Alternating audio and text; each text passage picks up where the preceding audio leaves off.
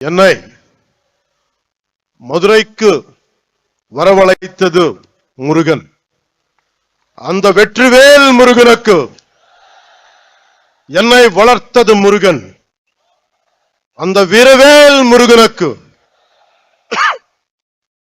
எனக்கு துணிச்சல் தந்தது முருகன். அந்த சுரவேல் முருகனுக்கு மதுரைக்கும் முருகனுக்கும் நெருக்கம் அதிகம். முருகனின் முதல் அறுபடை வீடும் கடைசி அறுபடை வீடும் மதுரையில் தான் உள்ளன. மதுரை என்பது மீனாட்சி அம்மன் பட்டினம். மீனாட்சி அம்மன் தாய் பார்வதியின் அம்சம். எனவே முருகனின் தாயாரும் மதுரையில் தான் உள்ளார். முருகனின் தந்தை சிவபெருமான் முதல் சங்கத்துக்கு தலைமை ஏற்று மதுரையில் தான் இருந்தார். எனவே இந்த மதுரையில் தாயமே இருக்கிறார், தந்தியம் இருக்கிறார், மகனும் இருக்கிறார். அப்படின்னா மதுரை மக்கள் எத்தனை புண்ணியம் பண்ணி இருக்க வேண்டும். அந்த புண்ணியத்தின் விளைவாக பசும்பொன் முத்துராமலிங்க தேவர் அவதரித்தார். தென் தமிழ்நாட்டின் மாபெரும் தலைவர் பசும்பொன் முத்துராமலிங்க தேவர் முருகனின் அவதாரமாக கருதப்படுகிறார். அவர் சிலைக்கு அருகே மயிலும் வைக்கப்பட்ட உள்ளது. தேவர் மூலம் மனித உறவில் முருகன் வாழ்ந்தார். அந்த பசும்பொன் முத்துராமலிங்க தேவரை தாழ் பணிந்து வணங்குகிறேன்.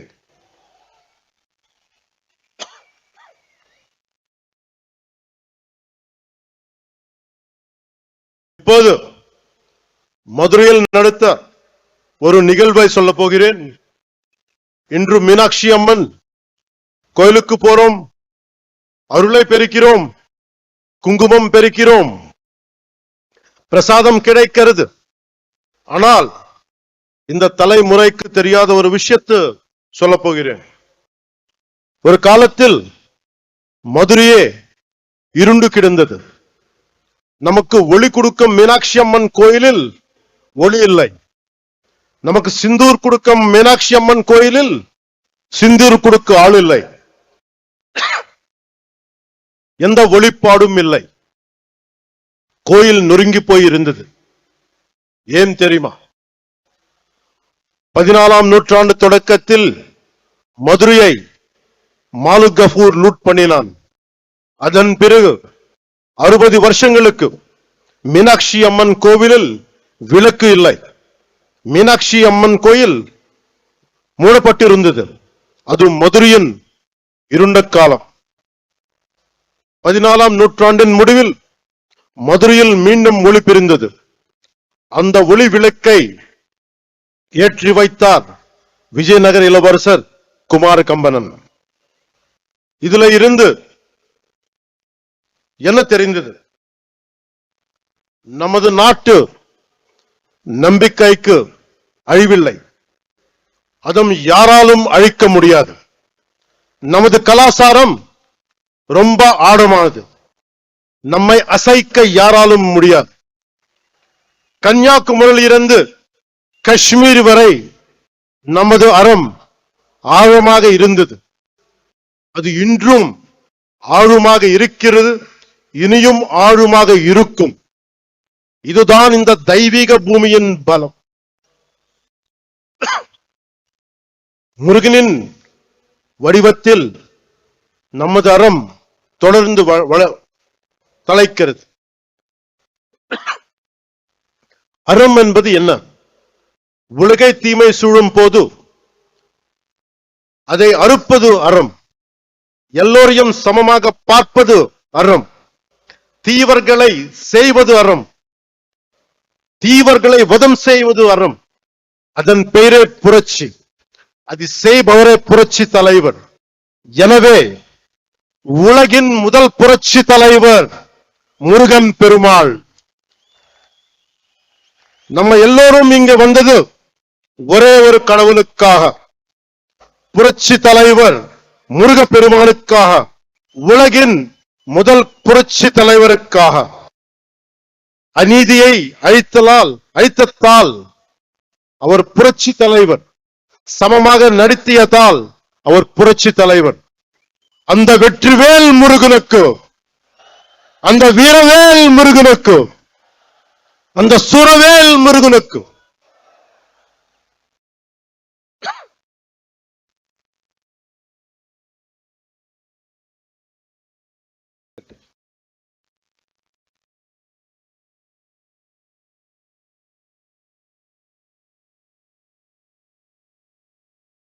கட்சி தலைவர் கேட்கிறார், முருகன் மாநாட்டும் ஏன் தமிழ்நாட்டில் நடத்துகிறீர்கள்? யூபிஎல் குஜராத்தில் நடத்த வேண்டியதுதானே என்று கேட்கிறார். இதன் மூலம் பிரிவினை செய்ய பார்க்கிறார். இது போல் சில கேட்கிறார்கள். இன்று முருகை நோக்கி கேட்கிறார்கள், நாளை சிவபெருமானை பார்த்து கேட்கலாம், அம்மனை பார்த்து கேட்கலாம். இந்த சிந்தனை மிக மிக ஆபத்தானது. அதை பற்றி சொல்கிறேன். இந்த சிந்தனை ரொம்ப காலமா இருந்தது. அதை பற்றி சொல்கிறேன். நான் 14வது வயதில் சபரிமலைக்கு போனவன். தைப்பூசத்துக்கு திருத்தணிக்கு போவதை பார்த்தவன். நான் சென்னை மயிலாப்பூர் படித்த போது நெற்றியல் பட்டையுடன் ஸ்கூலுக்கு போனவன். சிறிது காலத்திலே மாற்றம் தெரிந்தது. அடுத்த 10 ஆண்டுகளில் நெற்றியல் விபூதி பூசுவதை கேள்வி கேட்டார்கள். எனவே என் 14வது வயதிலேயே இந்த விதமான கேள்விகளை எதிர்கொண்டவன். எல்லோருக்கும் இந்த எக்ஸ்பீரியன்ஸ் இருக்கும். அதை நாம் பெருத்துப்படுத்தவில்லை. காரணம், நம் இந்துக்கள் செக்குலரிஸ்ட். கிறிஸ்தவராக இருக்கலாம், ஒரு முஸ்லிமாக இருக்கலாம். ஆனால் ஒரு ஹிந்துவாக இருந்தாலே இவர்களுக்கு பிரச்சனை. ஒருவன் ஹிந்துவாக இருந்துவிட்டால் அவன் மதவாதி. இதுதான் இவர்களது போலி செக்குலரிசம். நம்பிக்கையை கொண்டாட எனக்கு உரிமை உள்ளது. அதை கேட்க நீங்கள் யார்? உங்கள் நம்பிக்கையை நாங்கள் கேள்வி கேட்கவில்லை. அதே நாகரிகத்தை நீங்கள் கடைபிடியுங்கள். என் மதத்துக்கு மரியாதை கொடுக்கு விட்டாலும் பரவாயில்லை, அவமரியாதையை செய்யாதீர்கள். முருகனை பற்றி கேள்வி கேட்கும் நீங்கள் அரேபியாவிலிருந்து வந்த மதங்கள் பற்றி இதே கேள்வியை நீங்க கேட்க முடியுமா? அதற்கான துணிச்சல் உங்களுக்கு உண்டா? அதனால சொல்றேன், சீண்டி பார்க்காதீர்கள்.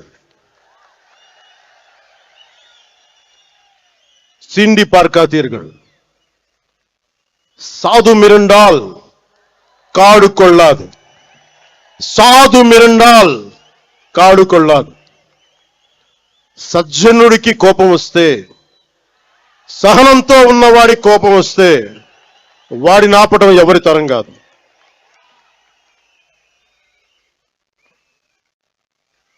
முருகன் தமிழ் கடவுள். ஆனால் அவர் எல்லா இடத்திலும் பறந்து இருக்கிறார். வட இந்தியாவில் கார்த்திகேயராக, ஆந்திராவிலும் கர்நாடகத்திலும் சுப்பிரமணியராக, தமிழ்நாட்டில் முருகராக இருக்கிறார். முருகப்பெருமான் உலகம் முழுதும் பறந்து இருந்தாலும் அவரது பாதம் தமிழ்நாட்டில் ஊன்றி இருக்கிறது. எனவே அவரது மண்ணை வணங்குகிறேன். அதனால்தான் முருகப்பெருமானுக்கு மதுரையில் மாநாடு நடக்கிறது.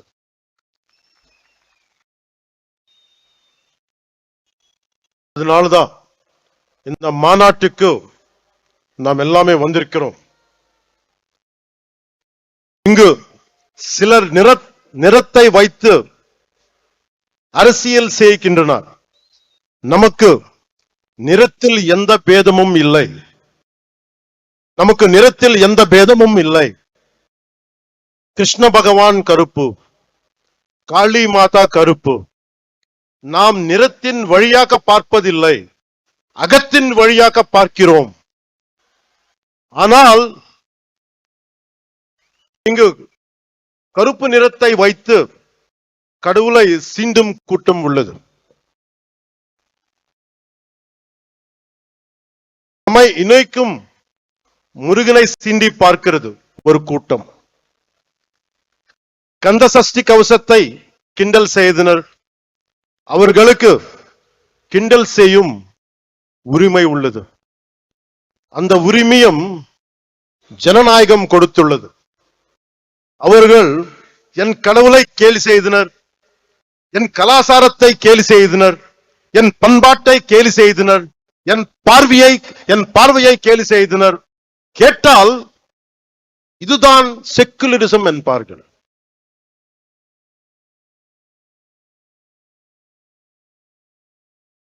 மற்றவர்கள் நம்பிக்கையை கொச்சைப்படுத்த அவர்கள் யார்? முருகனை கேள்வி கேட்க அவர்கள் யார்? அறத்தை அசைத்த பார்க்க அவர்கள் யார்? அவர்களால் மற்ற மதங்கள் பற்றி இது போல பேச முடியுமா?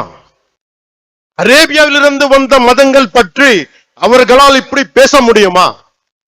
நம் மதத்தை பற்றி மட்டும் ஏன் இப்படி பேசுகிறார்கள்? நாம் அமைதியானவர்கள், எல்லாவற்றையும் சகித்துக் கொள்ள கூடியவர்கள். மீனாட்சி அம்மன் கோவில் 60 ஆண்டுகள் மூடி கிடந்தும் பார்த்து கொண்டுதானே இருந்தோம். அந்த துணிச்சலால் பேசுகிறார்கள். பொறுமை என்பது கோழைத்தனம் அல்ல. இங்கு உள்ள முருக பக்தர்கள் அனைவரும் ஒரு பார்வை பார்த்தாலே போதும். ஒரு பார்வை. நம்ம கடவுள்னு திட்டுறது கூட்டம் காணாத கூட்டம் ஆகிவிடும். சிவபெருமானை நெற்றிக் கண்ணை திறந்த பூமி இது. இன்று இந்த கூட்டம் வரும், நாளை இன்னொரு கூட்டம் வரும். எத்தனை நாள் பொறுப்பது? முருகனை பற்றி இழிவாக சொன்னால் உங்கள் இதயம் நொறுங்க வேண்டாமா? நீங்கள் துடிக்க வேண்டாமா? பதற வேண்டாமா? நம்மை காப்பாற்றும் முருகனை நாம் காப்பாற்ற தேவையில்லை. ஆனால் நம்மை காப்பாற்றுவதற்கு கைமாறு செய்ய வேண்டாமா? நன்றியை காட்ட வேண்டாமா? நம்பிக்கையை சொல்ல வேண்டாமா? இந்த மாநாட்டிலேயே இப்போது ஒரு முடிவுக்கு வருவோம். எப்படி மின்னல் கண்களை குருடாக்கமோ, எப்படி காற்றாற்று வெள்ளம் கரைகளை உடைக்கமோ, அது போல பொங்குவோம். நான் உங்களுக்கு அறைகூவல் விடுக்கிறேன். அநீதியை தட்டி கேட்க திருளுவோம். அறத்தை காக்க அனைவரும் எழுவோம். முருகன் நீதியை காப்பாற்ற புறப்படுவோம். இந்த முருகுப்படை திற்றது கூட்டத்தை தகுர்க்கும். இப்படை தோற்கின் எப்படை வெல்லும். இப்படை தோற்கின் எப்படை வெல்லும்.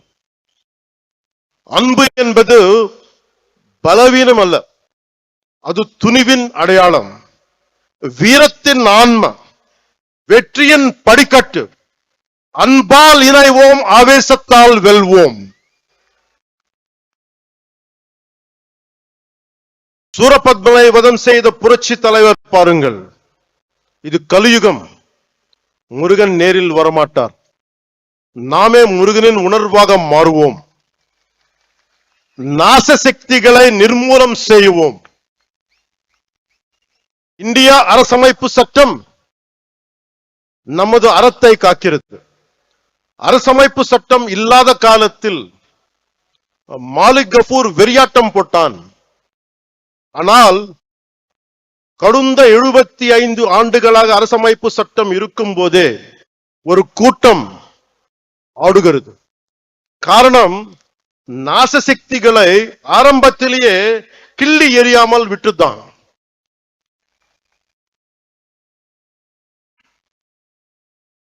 மகாகவி பாரதி சுந்தர தெலுங்குன்னு சொல்லியிருக்கார். அந்த தெலுங்குல ஒரு 2 நிமிடம் பேச என்னை அனுமதிக்குமாறு கேட்டுக்கொள்கிறேன்.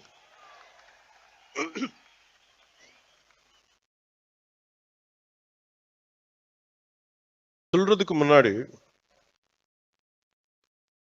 செக்குலரிசம் பத்தி சொல்றேன். நம்ம நாட்டுல secularism is a convenient word for a lot of people in our country. Specifically, atheists who doesn't believe in God.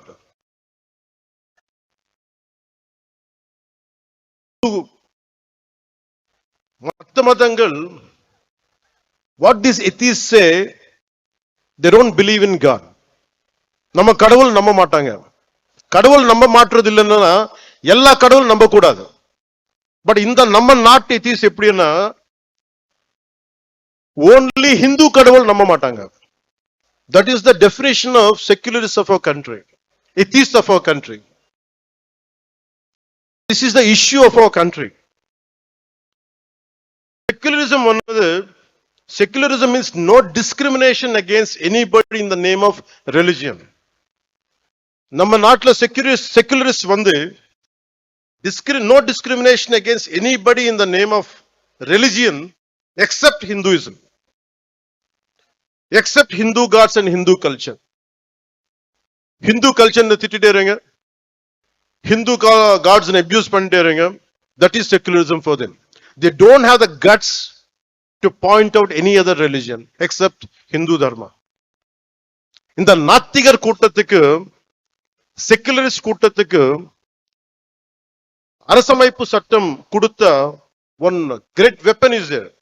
அது என்ன? freedom of speech, பேச்சு சுதந்திரம், இஷ்டத்துக்கு பேசுறது. நம்ம கடவுளை திட்டுறது பழக்கம் ஆயிடுச்சு. கடவுளை திட்டினாலும் நம்ம எல்லாரும் கோவப்படக்கூடாது, கவலைப்படக்கூடாது. ஏன்னா அது பேச்சு சுதந்திரம். அவர் திட்டிட்டே இருப்பாங்க, நம்ம மட்டும் நிம்மதியா இருக்கணும். ஏன்னா நீங்க இந்துக்கள். இது மாறணும். This has to change.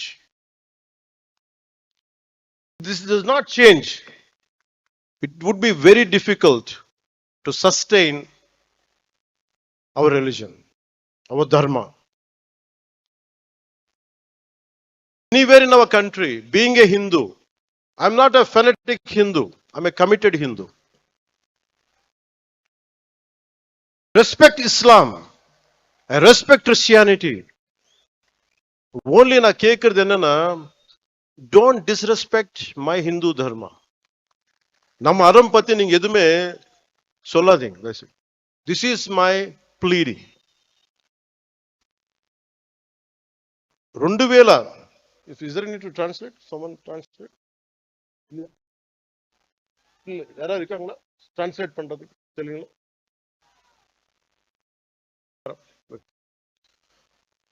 Okay, మీకు కొంతమందికి తెలుగులో మాట్లాడితే అర్థం అవుతుంది అనుకుంటా. మాట్లాడతానండి. వణకం సార్. 2014లో నేను ఒక పార్టీ ప్రారంభించినప్పుడు తెలంగాణ హైదరాబాద్లో, ఆ రోజు నేను అనుకోలేదు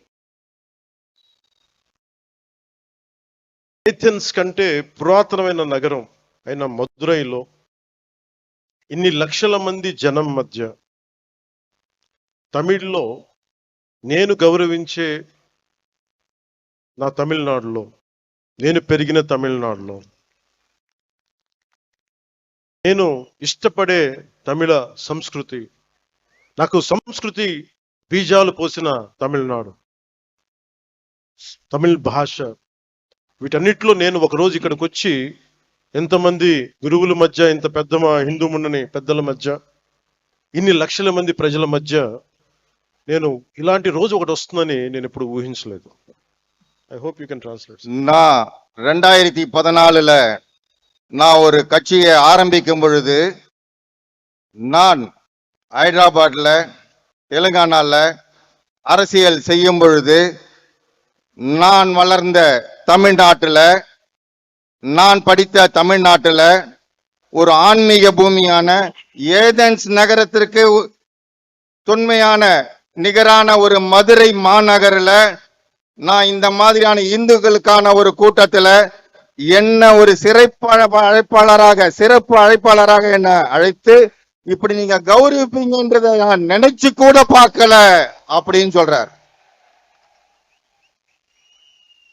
ఆ సభ ప్రారంభించినప్పుడు నేను నాకు ఇష్టమైన ఒక తెలుగు కవి చదివాను.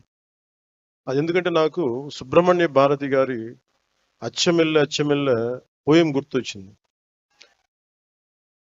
అదేంటంటే, ఇల్లేమో దూరం, అసలే చీకటి గడాంధకారం, చేతిలో దీపం లేదు, దారంతా గోతులు లోయలు, కానీ ధైర్యమే ఒక కవచం. ఇది తమిళ్లో కొంత నేను చెప్తాను, దీన్ని కరెక్ట్ అయితే మళ్ళీ సార్ మీరు కరెక్ట్ చేయండి. அதையோ இருட்டு, கையிலே விளக்கு இல்லை, வீடோ நெடுந்தொலைவில், வழி முழுவதும் மேடு பள்ளம், மனதில் துணிச்சல் தவிர வேறு இல்லை, அச்சமில்லை அச்சமில்லை அச்சமென்பதில்லையே என்று மகாகவி பாரதி சொல்வாரே, அதுதான் துணைக்கு வந்தது. அச்சமில்லை அச்சமில்லை என்று நம்முடைய பாரதியார் கூறினார். அதை எப்படி என்றால், வீடு தூரத்தில் இருந்தது, ஆனால் கண்ணுக்கு தெரியவில்லை, இருட்டாக இருந்தது, மேடு பள்ளங்கள் நிறைய இருந்தன, ஆனாலும் தைரியம் ஒன்றே அதை கொண்டு அந்த இடத்தை சேர முடிந்தது. அதைத்தான் அவர் அச்சமில்லை அச்சமில்லை அச்சமில்லை என்பதை தைரியத்தோடு நாம் செய்து கொண்டால் எதையும் வெற்றி అடைய முடியும் என்பதை அவர் கூறுகிறார். அதான் திருத்தி சொல்ல சொன்னார். నేను ఈరోజు ఇలా నిలబడగలుగుతున్నాను అంటే నాకు మురుగన్ చూపించిన దారి, ఆయనకి నా మీద ఉన్న అపారమైన భక్తి. ఆయన చూపించిన దారి ఏంటంటే ధైర్యం, వీరత్వం, ప్రేమతో నిండి ఉంటుంది. முருகன் என்னுடைய கடவுள், எனக்கு தைரியத்தை கொடுத்தவர் அவர்தான்.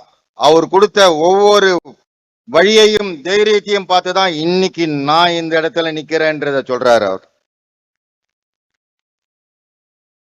మురుగన్ చూపించిన దారిలో నడిస్తే విజయమే వస్తుంది, మంచి కోసం మార్పే తెస్తుంది.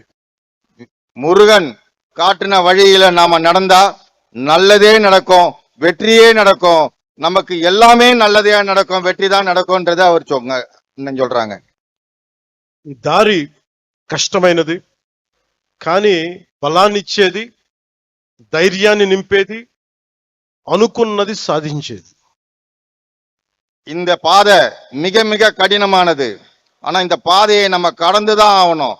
அதுக்கு முருகனை நினைச்சு நம்ம கடுமையாக போராடி நிச்சயமாக வெற்றி அடைய வேண்டும் என்ற నోకతోడ పోగணும்னு சொல்றாங்க.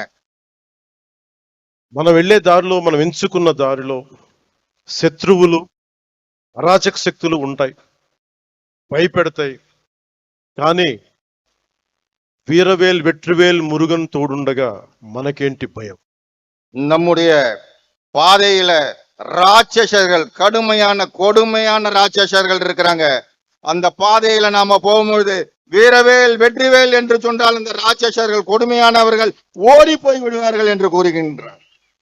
మార్పు అనేది ఒకటి. ఈరోజు మనందరం ఇక్కడ ఉన్నాం, గ్యాదర్డ్ హియర్, కానీ మార్పుని తీసుకురావడం సాధ్యం, అంత ఈజీ, తేలిక కాదు. కానీ మనందరం కలిసికట్టుగా నిలబడి పోరాడితేనే వస్తుంది మనం అనుకుంటున్న మంచి మార్పు. நம்முடைய எண்ணங்கள் எல்லாம் நிறைவேற வேண்டும் என்றால் நிச்சயமாக நாமல் ஒன்றாக இணைந்துதான் இதற்கு இந்துத்துவக்காக போராட வேண்டும் என்று சொல்கிறார். அப்படி ஒற்றுமையாக நாம் போராடினால் நிச்சயமாக நமக்கு வெற்றி கிடைக்கும் என்று கூறுகிறார். காலத்துக்கு பொருத்தமான எனக்கு பிடித்த திருக்குறள் ஒன்று உள்ளது. அந்த குறள் சொல்கிறது, சுண்டலிகள் ஆயிரக்கணக்கில் படை எடுத்தாலும் ஒரு நாகுபாம்பு பார்த்து சீறினால் போதும், அந்த எலிக்கூட்டம் காணாத போய்விடும். அதுபோல நமது எதிரிகள் எவ்வளவு பேர் இருந்தாலும் முருகனின் தந்தை சிவபெருமான் கழுத்தில் உள்ள நாகம் பார்த்தாலே போதும், காணாத போய் விடுவார்கள். உங்களுக்கு டிரான்ஸ்லேட் பண்ணணும்னு தேவையில்லை. எனவே மாற்றம் வருவது உறுதி. Change is bound to happen. మార్పు తథ్యం. మనం అనుకున్నది సాధిస్తాం, మన ధర్మానికి నిలబడతామని తెలియజేసుకుంటూ మీ అందరికీ நன்றி, வணக்கம். மாற்றம் ஒன்று மாறாதது. நிச்சயமாக தர்மத்தின் தலைமை நிலை நின்று தர்மத்தின் பாதை நின்று நாம் ஜெயிக்கத்தான் போகிறோம், ஜெயித்து காட்டுவோம் என்று கூறி நான் வணக்கம் கூறுகிறேன். முருகனை நம்பினால் வெற்றிதான், முருகனை நம்பினால் உயர்வுதான், முருகனை நம்பினால் எழுச்சிதான். அந்த வெற்றிவேல் முருகனுக்கு அரோகரா, அந்த வீரவேல் முருகனுக்கு அரோகரா, அந்த சூரவேல் முருகனுக்கு அரோகரா. நன்றி, வணக்கம்.